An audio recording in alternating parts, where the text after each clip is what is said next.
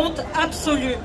Le gala Diaspora Défense Force, ou plutôt Diaspora des Fossoyeurs, comme on devrait l'appeler, ce rassemblement d'indécence a réuni une clique d'idéologues et de communicants bien en place pour célébrer non pas la paix, non pas la justice, mais la propagande, la démagogie et le génocide du peuple palestinien. C'est un rituel de propagande, un crachat au village des morts, un bras d'honneur lancé à la mémoire des enfants palestiniens ensevelis sous les ruines. Au gala de la honte, sous les applaudissements complices et les projecteurs indécents, on n'a pas seulement remis des prix à des journalistes, dont Laurence Ferrari, pour ne citer qu'elle. Oui, on peut la huer. Laurence Ferrari qui a été félicitée pour sa docilité au service de l'occupation israélienne, de l'occupation sioniste, et qui a osé dire « Ici, je me sens chez moi ». L'histoire se souviendra de vous, Laurence Ferrari, dans les poubelles du journalisme.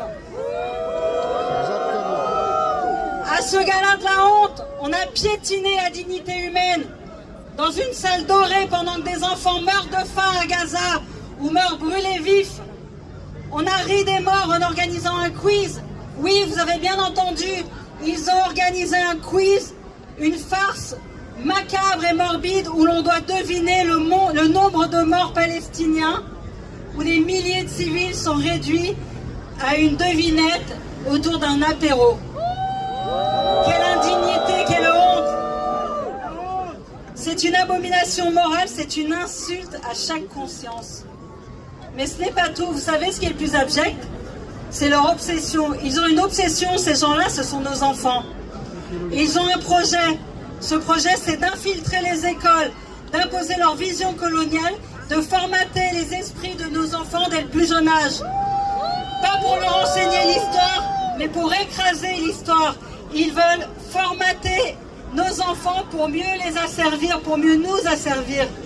Ils veulent les formater à leur vision du monde, une vision où la colonisation est normale, où la résistance est barbare, où l'oppresseur est présenté comme une victime.